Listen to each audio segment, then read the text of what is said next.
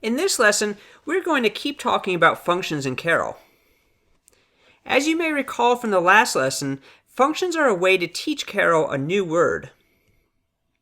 So why do we use functions? Well, there are several reasons. First, it helps break our problem into smaller parts.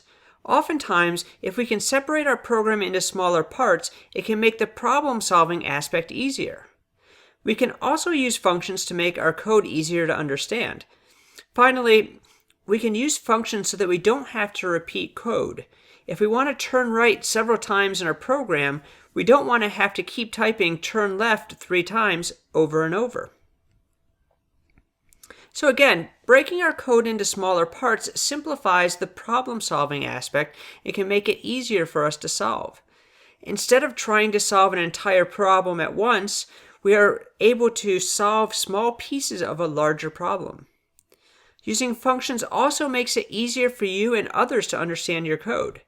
Most of the time on large coding projects, you're working as part of a team of coders. It's important that others can read and understand your code, and functions can help us do that.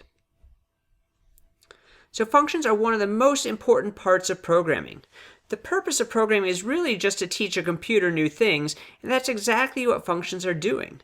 So functions are making it easier for us to program and easier for others to read our programs, and thus easier for us to teach a computer new ways to do things. So functions are really a key building block for all of computer science. In fact, all programming languages let you write functions. So let's take a look at writing functions in Karel. In this general format of a function, remember, we start all our functions using the keyword def for define. Next, we give it a name. Naming is crucial. We want our names to make it clear what the function is doing. Using a name like my function may not tell us much, but when we use names like turn right, we have a pretty good idea what that function is doing.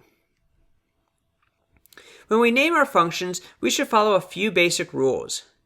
So first, our name should start with a letter and cannot have any spaces in it. Second, all of our letters should be lowercase and words should be separated with an underscore. This is commonly referred to as snake case.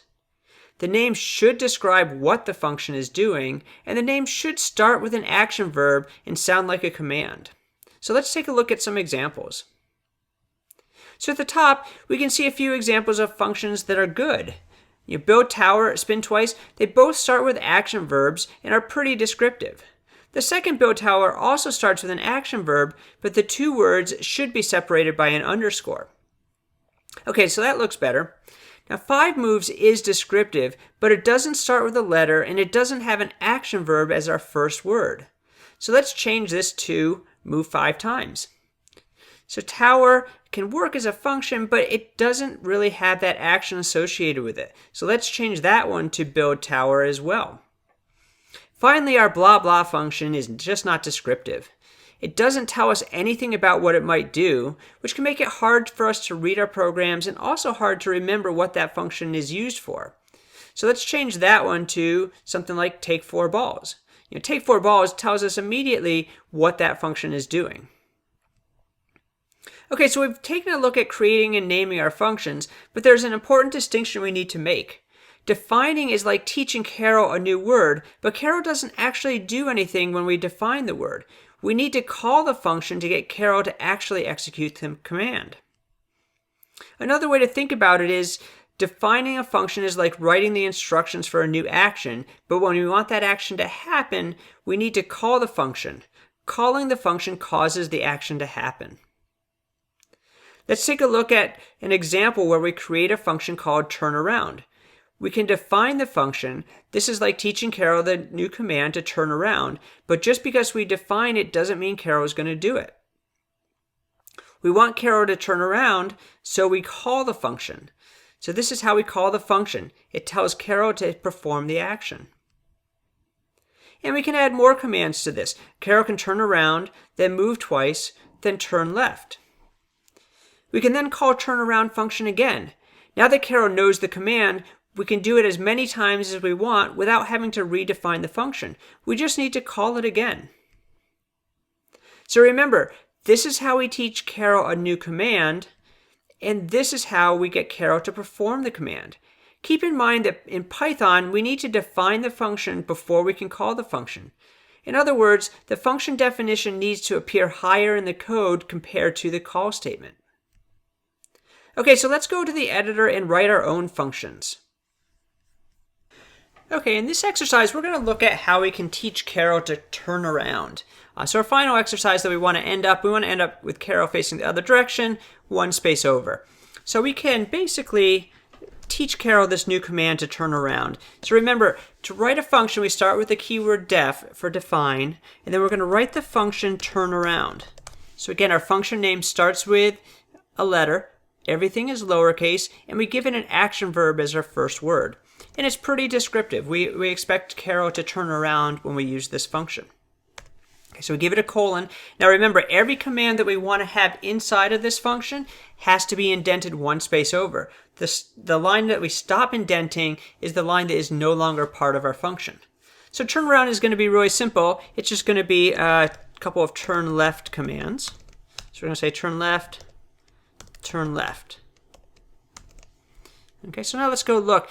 If we go to run our code, you'll notice nothing actually happens. So we've taught Karel this command, turn around, but we haven't actually told Karel to do it yet. So let's go back, and we can have Karel move first, and then we're going to have Karel turn around. Okay, and then we can maybe have Karel move again. Oop. And turn around again. Now notice again, I've defined the function once. I can call it as many times as I want. I don't need to redefine it to call it a second time. So if I reset this and run here, notice I turn around, call that function, go back, and I go back up and I call that same function again. Okay, so I still didn't get to exactly where I want to be. So let me try that again. So I can do this again. I can move one more time, and I can turn around again. I can use this code as many times as I want without having to redefine it. Up here is where I taught Karel how to turn around, and now here's where I actually call and tell Karel to actually do it. I can do that as many times as I want without having to redefine it. So let's go ahead and reset, and let's run that again. So again, it goes back up to that function every time it needs to use it, but I don't have to redefine it. And there we go. We've taught Karel how to turn around. Now it's your turn to play around.